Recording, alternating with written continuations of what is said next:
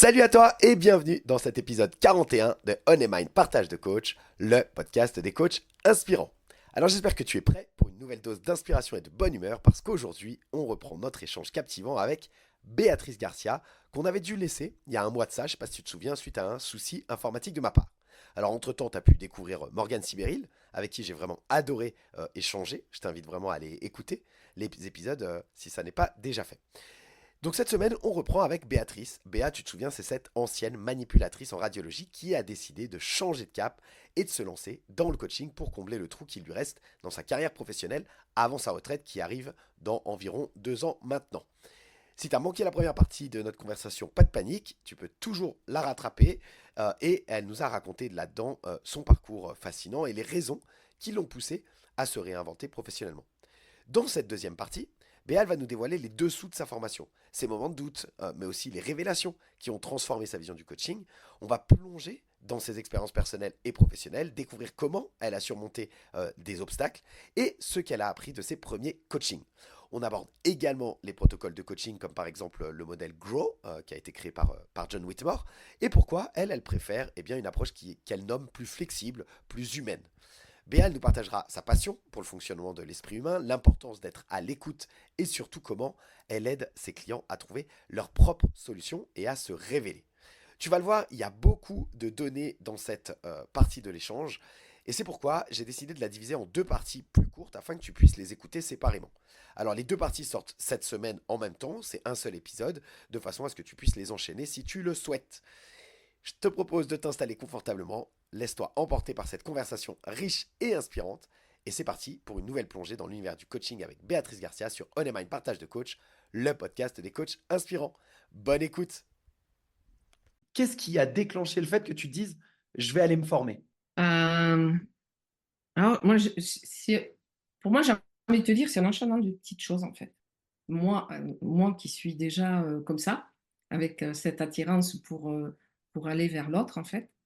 Et donc, voilà, moi, au début, c'était ça. Je disais, ben, ouais, tiens, je pourrais faire pour accompagner, pour aider les gens à se dépatouiller pour les rendez-vous, tout ça, parce que des fois, ils ne savent pas, c'est des personnes âgées et tout. Voilà. Et puis, voilà, puis après je me renseigne donc sur le coaching, je discute avec cette infirmière, je me renseigne sur l'école, puis et puis moi quand il y a quelque chose qui m'intéresse, je me renseigne partout. C'est-à-dire, je peux passer des heures sur internet, voir ce qui se fait, machin. Donc voilà comment je m'y prends. Et puis, après, moi j'étais très, comment te dire? Dans l'accompagnement, au début, quand j'ai commencé la formation en coaching, mon mon idée, c'était elle y est toujours un petit peu, mais c'était mon idée première, ça, en fait. C'était d'accompagner les femmes, justement, qui ont été opérées d'un cancer du sein pour reprendre, tu vois, pour reprendre cette nouvelle vie qui, c'est quand même une sacrée étape, quoi, en fait. Et il y a plein de choses qui changent après. Et voilà, mon idée, c'était ça, c'était d'accompagner les personnes ou sur des maladies, qui ont des maladies chroniques, tout ça. Pour rester dans le milieu du médical, quand même, avoir toujours un pied dans le médical parce que c'est quelque chose voilà, qui me plaît beaucoup. Et puis en même temps, d'allier la partie coaching, de les accompagner. Euh, Pendant longtemps, je suis restée sur cette idée en fait. Et après, alors, est-ce que c'était parce que, au fond de moi-même, il y avait quelque chose qui jouait ou pas, je ne sais pas. Mais au bout d'un moment, je me suis de nouveau posé la question et je me suis dit, est-ce que tu as vraiment envie de continuer à garder ce pied dans le médical, si tu veux, en fait. Je me suis posé la question, tu vois. Et du moment et après, bon, ben alors maintenant, j'ai pris l'habitude que quand je me pose la question, c'est qu'il y a quelque chose derrière qui va pas, en fait. Alors, et du coup, je me suis dit, waouh, mais vraiment, est-ce que tu as toujours envie? Parce que je voyais que ça, moi, en fait, hein. Est-ce que tu as toujours envie? Et petit à petit, pendant la formation, à force de toutes ces périodes où on se fait coacher, Mhm. justement, et où on amène tout ça. Alors, c'est vrai que moi, je sortais d'un an de thérapie, et je la faisais toujours, même encore régulièrement. J'y vais régulièrement, moi, une fois par mois. Je trouve ça, enfin, je trouve ça fait énormément de bien.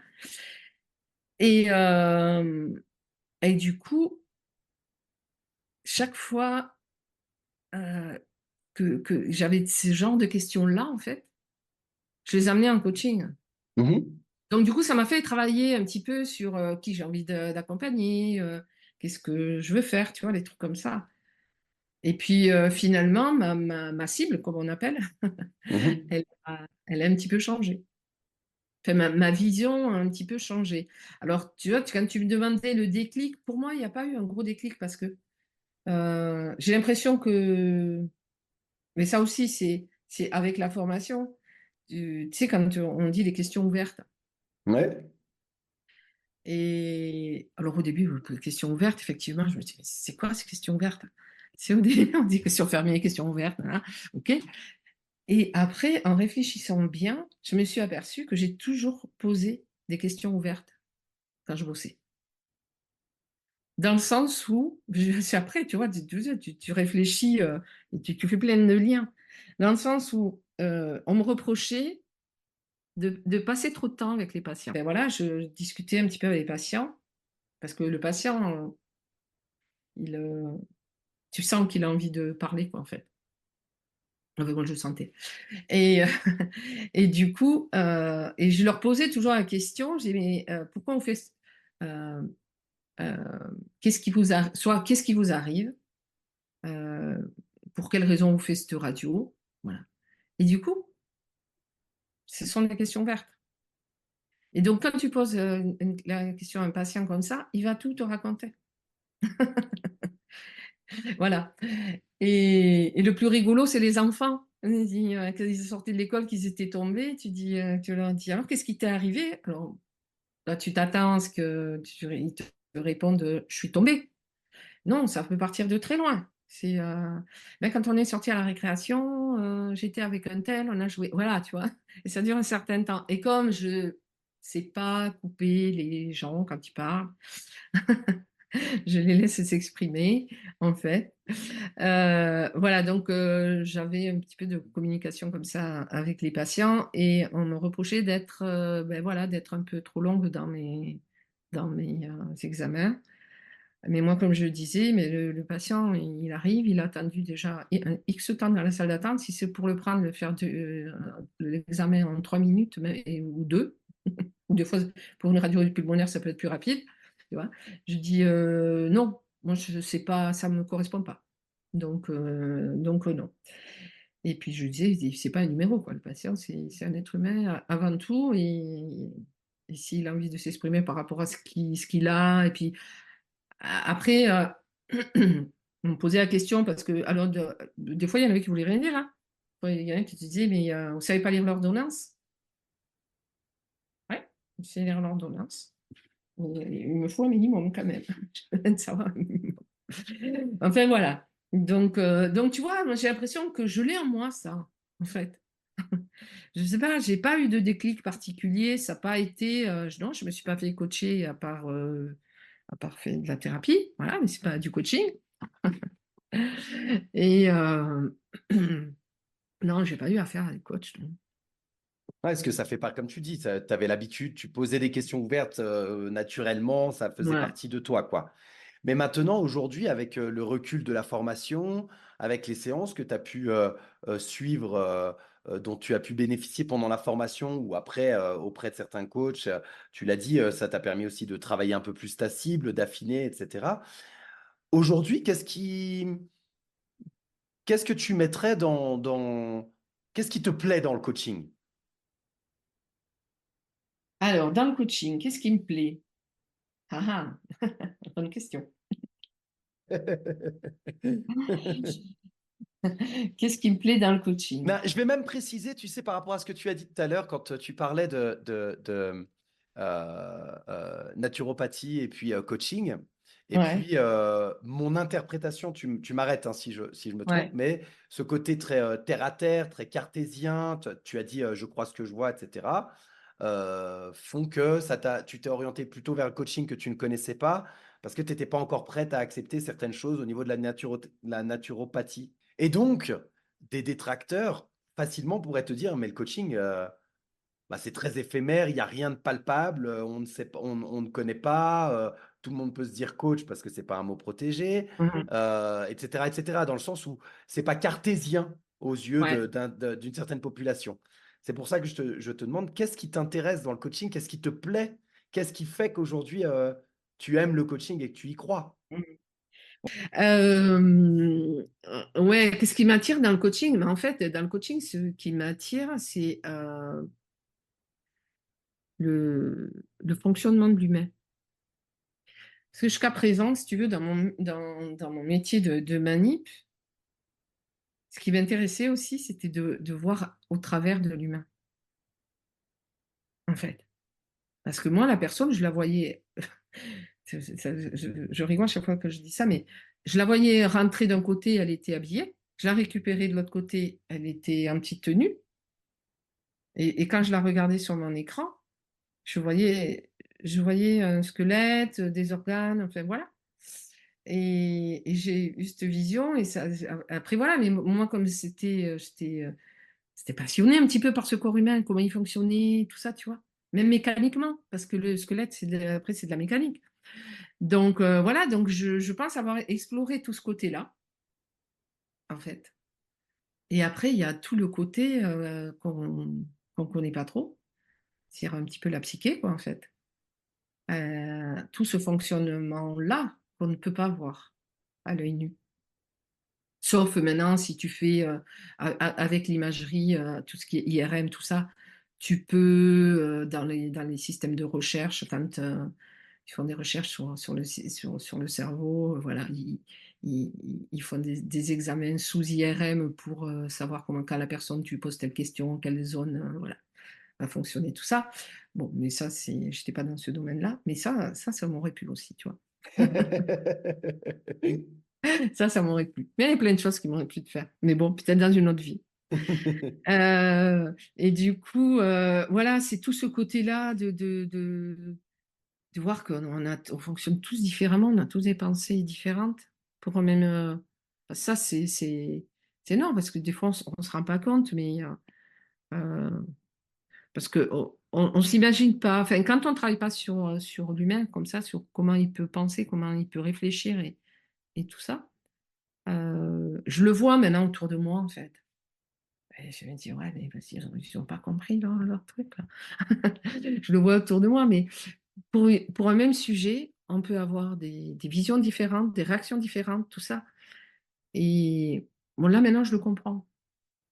Et c'est OK. Quelqu'un va me dire, c'est noir, même si c'est bleu, c'est OK s'il voit noir. OK. Moi, je peux lui dire que c'est bleu, mais s'il insiste pour que c'est noir, ben, c'est noir. Mais avant, je n'étais pas du tout comme ça. Et je vois plein de gens comme ça autour de moi qui disent, mais non, non, non, voilà. Tu vois pas que c'est pas noir, c'est bleu, voilà. Et là, je me dis, waouh, euh, dommage qu'on n'ait pas tous cette façon de voir les choses, parce que je me dis qu'il y aurait la paix sur Terre, quoi, en fait. Ok. C'est, tu vois, quand je pense certaines façons de voir, quand tu fais un peu de PNL, tout ça, tu te dis, ouais, mais ou de la CNV. Tu te dis, mais si tout le monde fonctionnait comme ça, il n'y aurait plus de conflit.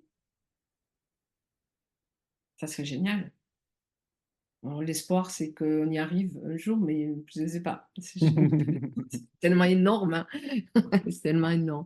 Alors, ce qui m'attire, voilà, dans le coaching, c'est ça, c'est d'être à l'écoute. J'aime bien être à l'écoute, euh, d'être à l'écoute des gens, en fait. J'aime bien écouter les gens parler, en fait. Ça, c'est un truc que j'aime beaucoup.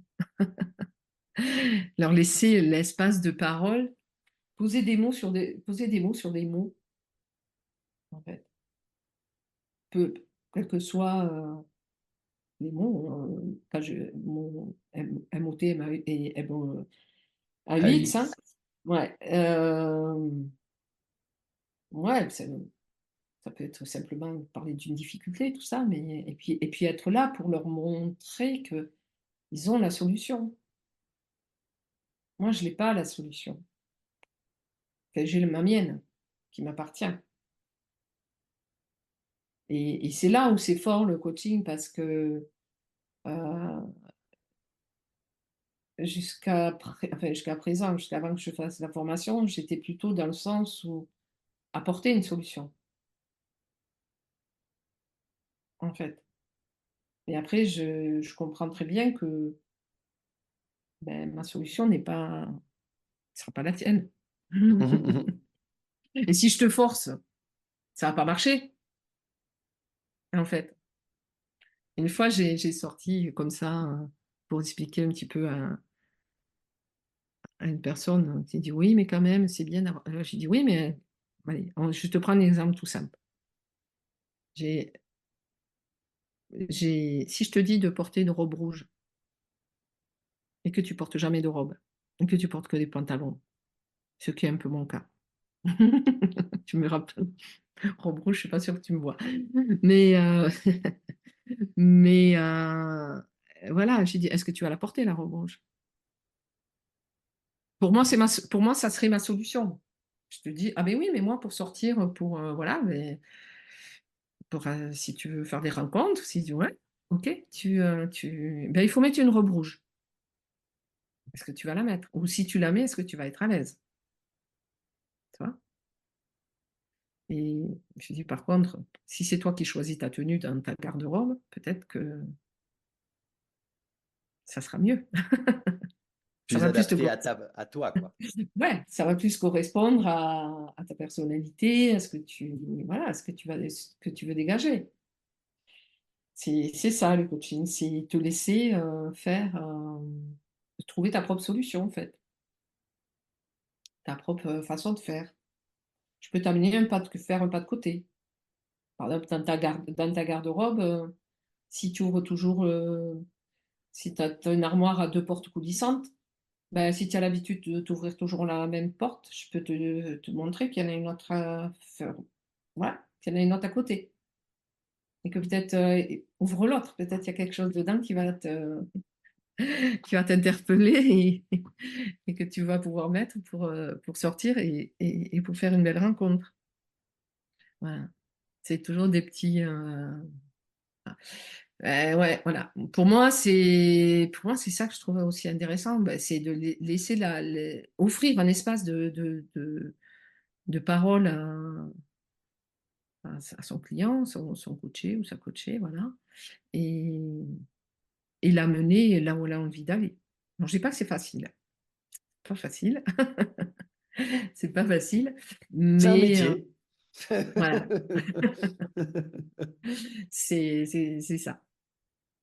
C'est, ouais et puis faire découvrir. Alors moi, effectivement, j'ai un chemin de vie, hem, avec ce que j'ai traversé, ce que j'ai vécu et ce que j'ai découvert et moi, c'est ça que pardon, que j'aimerais, c'est, pouvoir faire, faire, vivre, heu, à des personnes, notamment des femmes, parce que moi je m'adresse, plus particulièrement aux femmes, à les amener à vivre ce que c'est difficile à transmettre par des mots, en fait. J'ai tou je souvent je réfléchis, je dis: «Mais comment tu peux, en fait, avec des mots, quels mots tu peux mettre dessus pour, faire comprendre et passer, ce que tu veux leur faire découvrir, en fait?» Ça, j'ai du mal, tu vois, à le communiquer. Donc je pense que j'arrive à le transmettre quand, je vais discuter avec la personne, mais j'arrive pas à mettre des mots dessus. Parce que c'est tellement fort, je sais pas, c'est, découvrir, autre chose, quoi, en fait. C'est comme si tu as une baguette magique, je sais pas, ou un rideau qui s'ouvre sur une autre vie, sur une autre enfin, tu es toi et en fait, tu es réellement toi. Alors bon, il y a des personnes, je dis pas que tout le monde, a besoin d'aller se reconnecter à son essence, hein, mais heu, je suis sûre qu'il y en a beaucoup parce que j'en ai rencontré beaucoup, en fait. Pas que j'ai coaché, mais avec qui j'ai discuté et je me rends compte, il y a énormément de femmes comme ça, en fait, qui se sentent un petit peu, hem, pas pris au piège, mais dans un engrenage où tu es présent en tant que parent, en tant que femme ou conjointe ou concubine, enfin, ou compagne, peu importe, où tu t'investis, voilà, dans tous ces domaines de vie, dans le travail, dans la vie familiale, dans tout ça et toi, tu t'es oublié, quoi, en fait, c'est ça. Et toi, tu t'es oublié. Tu as oublié de t'occuper de toi, en fait. Alors, je suppose qu'il y a des hommes aussi comme ça, je veux pas voilà. Mais il y en a sûrement. Il y en a sûrement. Peut-être qu'ils viendront vers moi, je ne sais pas, à voir. Pourquoi pas? Mais voilà, c'est parce que, c'est un peu mon histoire, c'est un peu ce que j'ai vécu et quand je sais ce que j'ai découvert après, beh, j'ai envie qu'elles découvrent ça, ces femmes-là, en fait. Si elles en ont envie, hein, bien sûr. Et voilà, on a terminé la première partie de cet épisode numéro 41. Je te laisse aller écouter la suite, l'épisode 41 bis, afin d'avoir l'épisode dans son entier. Bonne écoute.